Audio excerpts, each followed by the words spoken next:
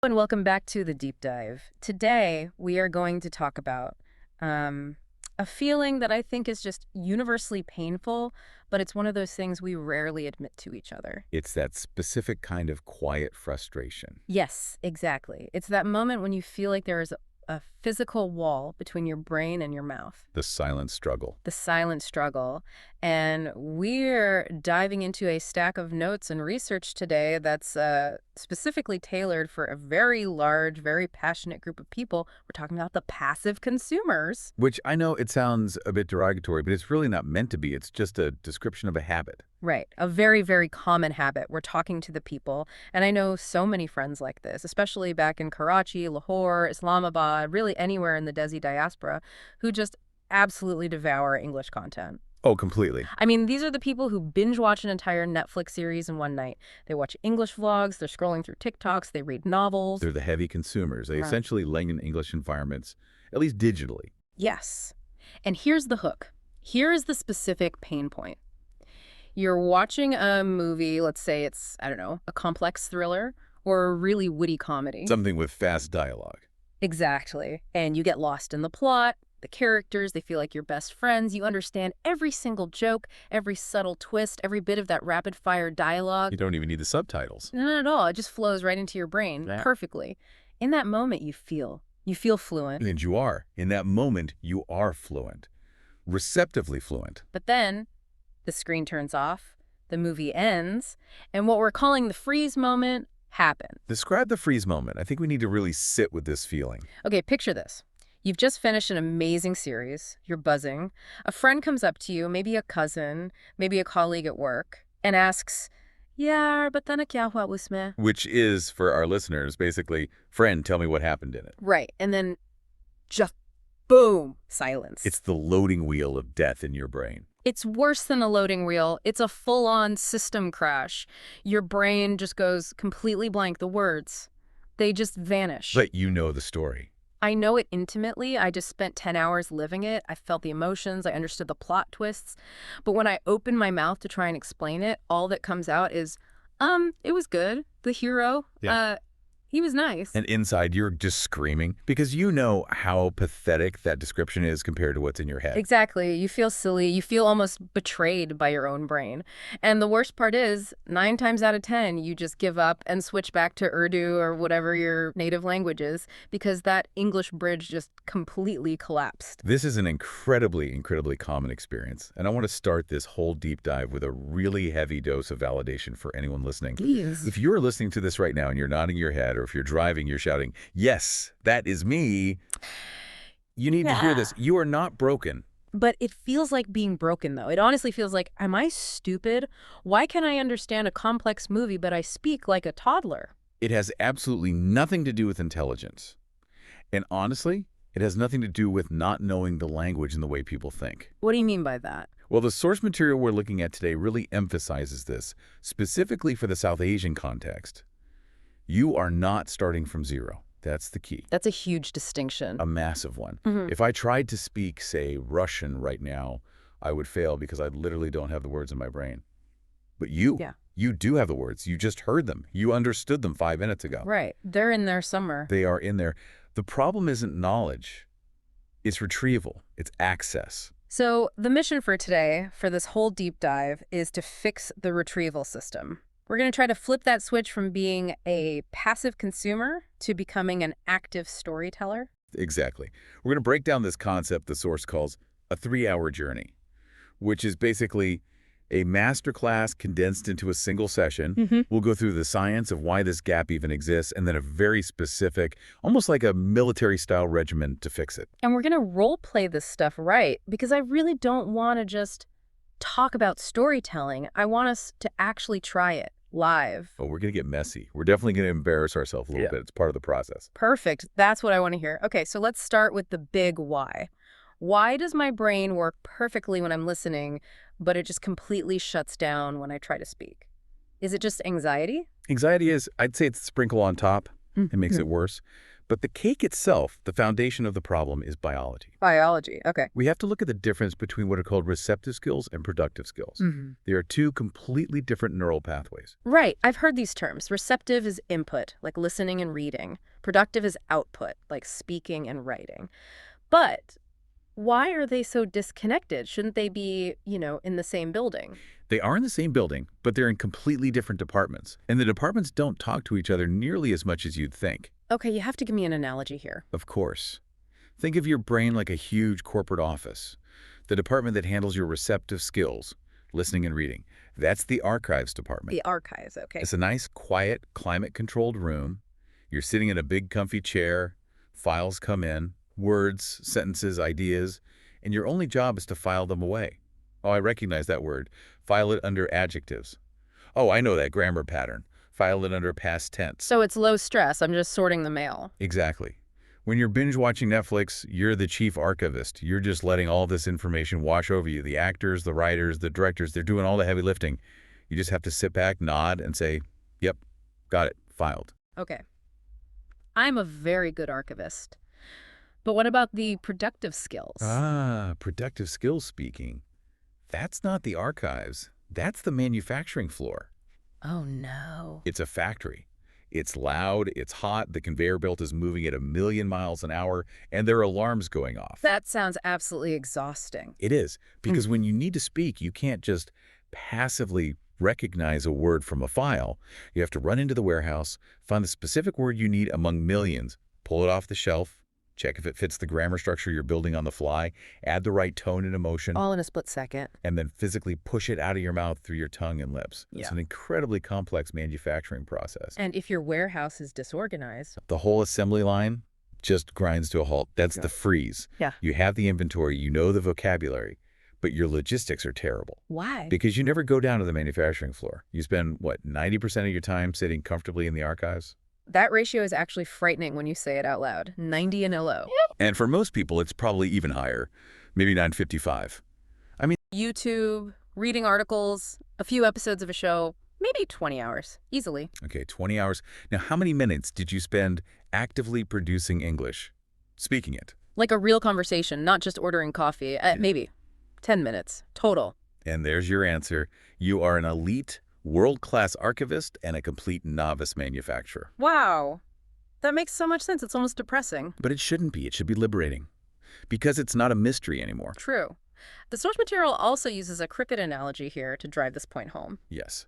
Now, I know sports metaphors can be a little bit cliche, but please stick with me here because for any Pakistani or Indian listener, this one hits hard. Go for it. I'm ready. Okay, think about the average cricket fan, someone who watches every single match. They are a receptive expert. Oh, absolutely. We are all armchair experts. We know exactly why the captain set the field wrong. We know why that shot was too risky. We can analyze the physics of the spin off the pitch. You can analyze the game perfectly. You understand it at a deep level. But, and here is the brutal, honest truth. If I took that same fan and put them on the pitch at Gaddafi Stadium, Oh, no. and I had a professional bowler hurl a ball at them at 145 kilometers per hour, what happens? I am running away. Or I'm getting hit in the ribs. I am definitely not hitting the ball. You're getting absolutely destroyed. But why? You know the rules. You know what a perfect cover drive is supposed to look like. Why can't you do it? Because my muscles have no idea what my brain knows. Bingo. Say that again. My muscles don't know what my brain knows.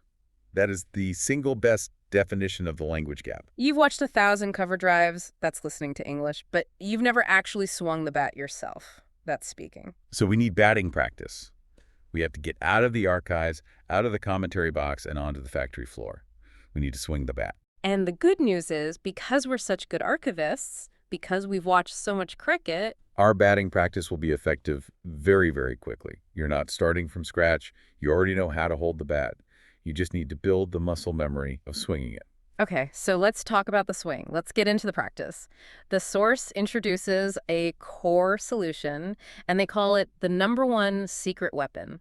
It's called solo storytelling. This is the centerpiece of the entire system. And I want to be really clear. This is not just talking to yourself in some crazy, mumbling way. Because I've tried that. I think we all have. You stand in the shower and you have an imaginary argument with your boss and you win. Right. But that's not what this is it? No, that's daydreaming. which is fine, but it's not deliberate practice. This is a structured system. The source actually breaks it down into levels, almost like you're playing a video game. I like gamification. It makes it less intimidating. So let's walk through them. Yeah. Level 1 is the basic retell. Level 1 is the absolute foundation. Here's the rule. Pick a short scene, and I mean short, like 2 to 5 minutes of something you just watched. Yeah. A scene from a drama, a clip from a movie, even a single TikTok. Okay. And you simply retell what happened. Out loud. To who? To the wall. To your mirror. To To your cat. It does not matter. The point is, the sound has to physically leave your mouth and enter the air. And am I trying to memorize the script? Like, repeat exactly what the actor said? No, that is the biggest trap you can fall into. The moment you start memorizing, you're just copying. You're back in the archives, just moving files around. You need to describe. You have to use your own words, your own sentences to explain the action. That's manufacturing. Okay, let's try this. I'm going to put you on the spot right now. Let's do it. Let's pretend we just watched a scene from, I don't know, a classic movie like The Lion King. And it's a scene where Mufasa dies. It's a very sad, dramatic scene. Okay. Give me a level 1 retell of that scene, just the basics. Okay. Level 1, basic facts only. No emotion. Here we go. So there was a lion named Mufasa. He was climbing a cliff. He looked at him, and then he let go of his paws. Mufasa fell down into the stampede of wildebeests, and then he died. Simba, his son, saw it, and he was shocked. Okay, that was functional. It got the job done. It was boring as hell. It was robotic. He did this, then he did that.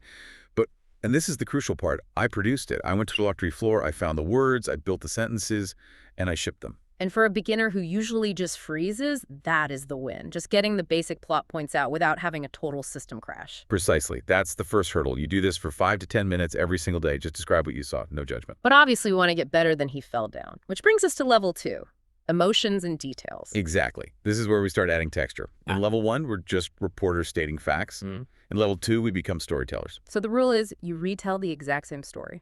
The same story. But this time, you are forced to insert feelings and descriptive words. Okay, so give me the Lion King scene again, but this time level 2 style. All right, take 2. So, Mufasa was desperately climbing up the steep cliff. He was clearly terrified because this huge stampede of wildebeest was raging just below him. He looked up at his brother with so much hope in his eyes, he begged for help. But Scar, he had this cold, incredibly evil look on his face. He cruelly threw his brother off the cliff into the chaos. It was absolutely heartbreaking to watch. Okay, wow. The difference is night and day. Desperately, terrified, cruelly, heartbreaking. You see, I'm now connecting the vocabulary of emotion to the narrative itself. This starts to build the bridge between the logical part of your brain that knows the plot and the emotional part that makes a story feel real. It just flows so much better. It sounds like something a person would actually say. And it forces you to go into your mental warehouse and search for those adverbs and adjectives that usually just sit on the top shelf gathering dust. Okay, this is great. Now, level 3. This is my favorite one in the notes because it's a little weird. Changing perspective. This is where we really start to get creative. Yeah. This is the advanced workout. You retell the story again, but this time from a completely different character's point of view. That sounds really hard. It is hard. That's the point. It's a cognitive workout. So instead of telling the story as a neutral narrator, you have to tell it as Scar. Ooh, the villain. Okay, let me try this. I'm going to try to be Scar. Okay. I was standing there on the ledge. Finally, after all these years, my moment had come. My annoying, perfect brother was hanging there, begging me for help like a weakling. I looked him right in the eye. I wanted him to see my face. I wanted him to know it was me. So I whispered, "Long live the king!" And I dropped him. It felt powerful. That was fantastic. Listen to the vocabulary you just used. Weakling, annoying, powerful. You would never use those words if you were just narrating the scene objectively. Yeah, I had to actually get into his head and think about how he would see the world. Exactly. Changing perspective forces you to access completely different parts of your vocabulary warehouse. If you tell the story as Simba, you're using words like scared, dad, help me. If you told it as Scar, you're using words like power, revenge, my throne. It dramatically expands your range. That is such a cool exercise. It almost feels like an acting class. It is an acting class. Yeah. And what is language if not a form of acting? You are adopting a persona, a point of view, every time you speak. Okay, on to level 4, the time challenge. This sounds like interval training you'd do at the gym. It is exactly like interval training. Yeah. High-intensity language workouts. The rule is you retell the story, but under a time constraint. First, you have to do it in 1 minute. 1 minute. Okay, so that forces you to summarize, to get right to the You have point. to prioritize. You can't get bogged down in any details. So for the Lion King scene, it would be like, Mufasa was in a stampede, Scar was on the cliff, he didn't help him, Mufasa died, Simba saw it and ran away. Boom, done. Right. Then you do it in 3 minutes. Now you have to add back in the key details and emotions. Then maybe you do it in 5 minutes, where you have to add side thoughts and context. Like, you have to understand, Scar had been jealous his whole life. This builds control, doesn't it? I feel like one of the biggest problems people have, myself included, is they start a sentence and they don't know where it's going to end. They just ramble. The time challenge is the ultimate cure for rambling. It teaches you to pace yourself, to be concise when you need to be, and to be detailed when you have the time. And finally, we get to level 5. The source calls this the scary step, record and review. This is the step that 99% of people will skip. Because it's painful. No one wants to hear a recording of their own voice. It sounds weird. It sounds high-pitched. You hear every single mistake, it's awful. It's a visceral experience. You will physically cringe. But the source material advises a very specific mindset here.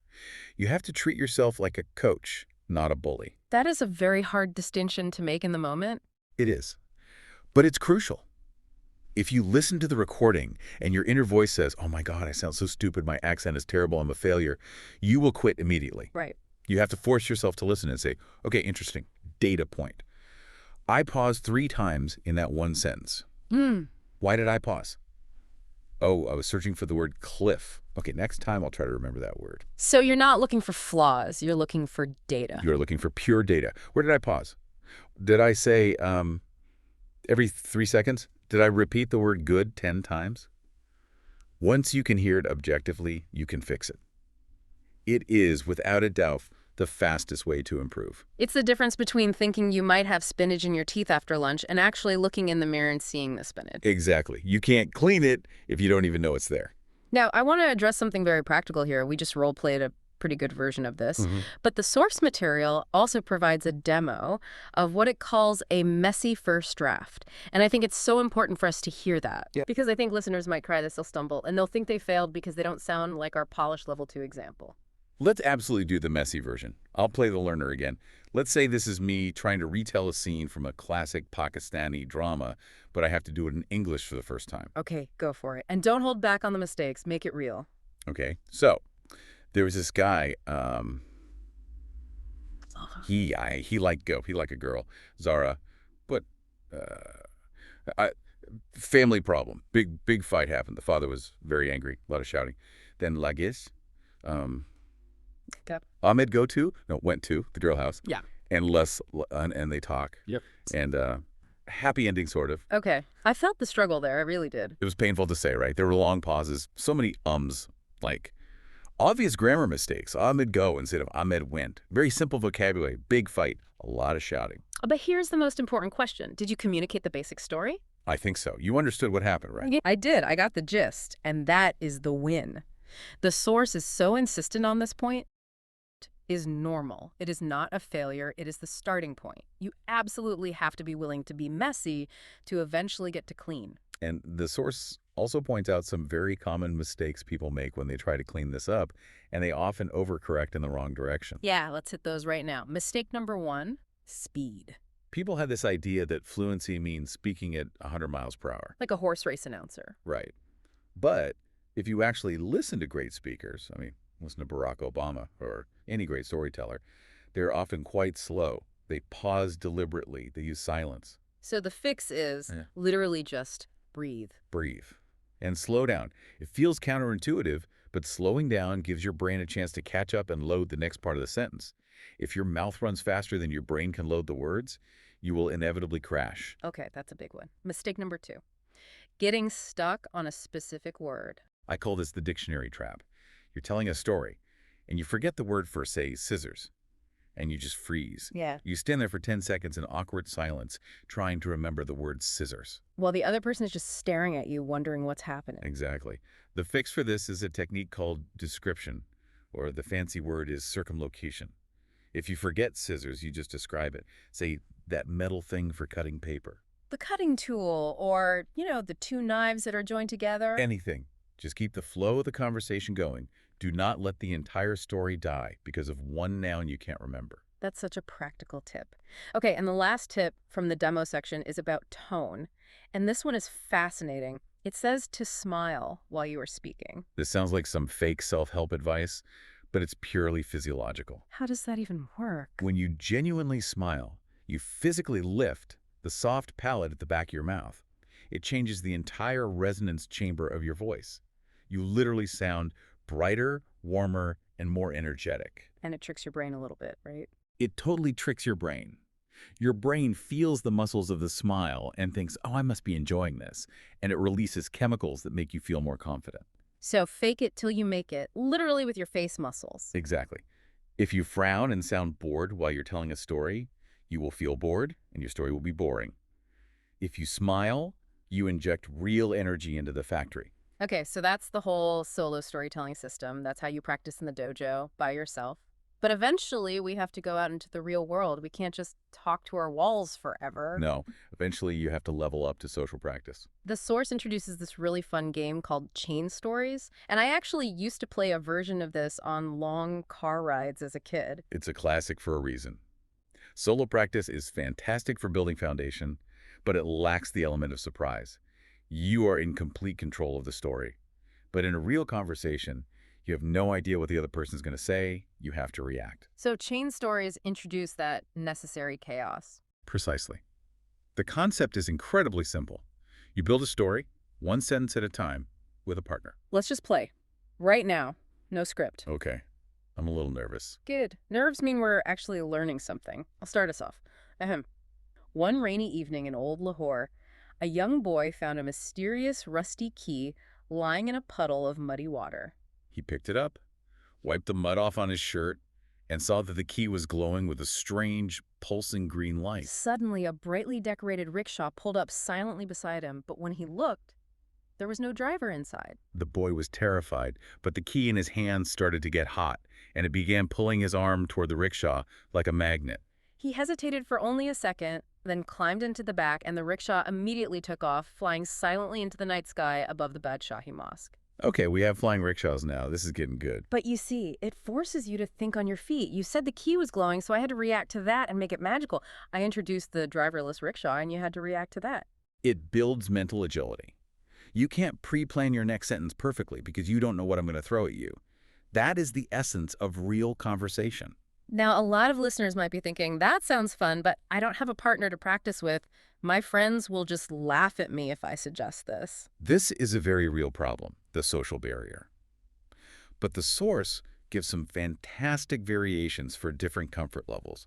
If you have friends but you're just too shy to do it live, do it via WhatsApp voice notes. Oh, that's really smart. It's like a slow-motion chain story. Yeah. You send your sentence, they listen to it, think about their reply, record it, and send it back an hour later. It gives you time to think and re-record if you mess up, so the pressure is way lower. And what about for the true introverts, the people who feel like they literally have no one they can ask to play this game? Use AI. You mean like ChatGPT? Yes. Use the voice mode on ChatGPT or Google's AI or any of them. You literally tell it, let's play a chain story game. I'll start with the first sentence. Then you continue the story with the next sentence. Keep your sentences short. That is actually genius. It's an infinite storytelling partner that never gets tired, never gets bored, and will never, ever judge your grammar. Is the perfect, safe practice space. You can fly your magic rickshaw all the way to Mars, and the AI will just go right along with it. The source also mentions a kind of hybrid technique, which it calls shadow plus chain. This sounds like a workout combo you'd see in a gym. It really is. So, shadowing is a well-known technique where you repeat exactly what a native speaker is saying as they're saying it. So you'd play a YouTube video of a great storyteller, maybe a vlogger or someone giving a TED Talk, and you repeat their words for 5 minutes. What does that do? It warms up your mouth. It gets the muscles used to the rhythm, the intonation, the melody of English. Okay, so you've warmed up. Then what's the chain part? Then you pause the video mid-story, and you immediately continue the story yourself using the chain method. You just take over where they left off. So you basically hijack their story. You hijack their story, you ride their initial momentum, and then you grab the wheel and steer it wherever you want. It's a brilliant way to bridge the gap between pure copying and pure creation. I love that. It's like having training wheels on your bike that you can just rip off mid-ride. Precisely. Okay, so we've covered the what to do and the how to do it, but now we have to talk about the when. Because let's be totally honest, motivation is fleeting. We all get excited listening to something like this, we try it for 2 days, and then life happens. Consistency is the only magic pill that exists. If you do this once a week for an hour, almost nothing will change. You need a daily routine. The source outlines a scalable routine, aiming for roughly 45 to 60 minutes a day. And I know 60 minutes might sound like an impossible amount of time. It sounds like a gym membership that I'm definitely not going to use after the first week. Fair enough. But let's break it down into small, manageable chunks. It's not 60 minutes of torture. It starts with just 10 minutes of consume. Okay. Watch a short story clip, a YouTube video, a scene from a movie, a news report. I do that anyway while I'm eating breakfast or drinking my chai. Exactly. That's your warm-up. You're just priming the archives, loading the raw material. Then you spend 15 minutes on solo retell plus record. So that's the main workout, the factory work. That's the heavy lifting. You take that clip you just watched, and you retell it. You go through the levels we talked about, and you record it. Then you spend 10 minutes on a chain story. The interactive part. Right. Either a quick back and forth with a friend on WhatsApp or a few rounds with your AI partner. This switches your brain from monologue to dialogue mode. And the last part? 10 minutes of free talk. This is the cool down. You just pick a random topic. What is the best day I ever had? Or if I had superpowers, what would they be? And you just talk freely without a script to get used to spontaneous speech. That's actually a really solid, balanced workout. And honestly, if you can't do an hour, can you do 20 minutes? Absolutely. Do 5 minutes of consume, 10 minutes of retell, 5 minutes of chain. The key is establishing the habit, not hitting a specific duration at the start. There's also a great mini technique mentioned called picture description. I love this because it basically turns doom scrolling on Instagram into a productive language lesson. Yes, we all scroll through social media, just stop on a random photo. Maybe it's a picture of a travel destination or a wedding photo or just a weird meme. Pause and describe the story behind that photo out loud. Okay, this couple looks really happy, but I can tell from the bride's eyes that she's actually worried about the catering. Exactly. Invent a whole drama. Yeah. He's smiling for the camera, but just before this photo was taken, he lost his shoes. It forces you to generate language from a simple visual cue, which is what most of real life is. Okay, so before we wrap all this up, we have to talk about the elephant in the room. The big, dark cloud that hangs over this entire process for so many people. The fear. And specifically, for our South Asian listeners, the immense cultural weight of the English language. We have to be really honest about this. In a place like Pakistan or India, English is not just a language. It is a powerful class signal. It's a huge status symbol. If you speak fluent, perfectly accented English, people make 100 assumptions about you. That you're educated, that you're wealthy, that you're successful. And if you stumble, or if your accent is noticeably desi, People judge you harshly. It's the log kia kahenj syndrome, the what will people say? Anxiety applied directly to your grammar. it's terrifying. I know people who are absolutely brilliant, who have advanced degrees, but they will stay completely silent in business meetings because they are terrified of mixing up he and she or using the wrong tense. And that silence is a tragedy. Yeah. Because you are letting a minor grammar rule silence your intelligence and your ideas. So how do we break this? How do we get over that fear of judgment? The first step is a reality check. Native English speakers make mistakes constantly. Watch any unscripted interview with a famous Hollywood actor. They say, they restart their sentences, they use the wrong word, no one cares, they just move on. It's so true. We hold ourselves to this impossible standard of perfection that even the British don't hold themselves to. Exactly. The second step is you have to consciously decouple your self-worth from your syntax. You are not your grammar. You are a storyteller with important things to say. And the source makes this beautiful point about compassion. Yes, it asks you to imagine a friend came to you, maybe a foreigner or just someone who is learning Urdu, and they try to tell you a story in broken Urdu. They say something like main dukan dogaya or pani do kareda. Would you laugh at them? Would you think they're stupid? No way. I would be so impressed and encouraging. I'd be like, wow, that's amazing. You went to the shop. I would help them find the right words. You would be impressed that they are Yes. trying. You need to be that kind, encouraging friend to yourself when you're speaking English. That is so hard to do in the moment, but it's so necessary. Be kind to the version of you that is still learning. And just remember, the solar system we described is your safe space. No one can hear you in your bathroom or your bedroom. You can sound like a toddler for 20 minutes a day, get those crucial reps in, and no one ever has to know. You can be messy in private so you can be clean in public. That's the entire strategy. Embrace the mess in the dark so that you can eventually shine in the light. The journey here is about moving from "I can't explain it" to "oh, let me tell you this amazing story." And once you can confidently cross that bridge, The whole world opens up. You can share your culture, your unique humor, your complex thoughts with a global audience. You stop being just a passive observer of the world, and you start becoming an active participant in it. and that really is a superpower. It is. So, here is the final call to action for everyone listening. Start today. Not tomorrow, not next week. Today. Even if it's just for 5 minutes, even if it's just looking at one picture on your phone and describing it out loud, open your mouth and make a sound. And I want to leave all of you with a final thought that really stuck with me from the source notes. We talked about how painful it is to record yourself, how much we all hate hearing our own voices. It makes us cringe. The cringe factor is real. But I want you to try and reframe that feeling. What if that feeling of cringe isn't a sign of failure? What if the voice that you hate hearing is actually just the sound of your own improvement and progress? That is a powerful reframe. The discomfort is literally the sound of growth. If you don't feel the cringe, it means you aren't stretching the muscle far enough. Exactly. So learn to embrace the cringe. It means you're on the right track. It means you're getting better. And as the source says in its farewells, Allah Hafiz, take care, and keep speaking. Those aren't just goodbyes, they're instructions. Keep speaking. Thank you so much for diving in with us. Let us know how your stories go. We'll see you in the next one.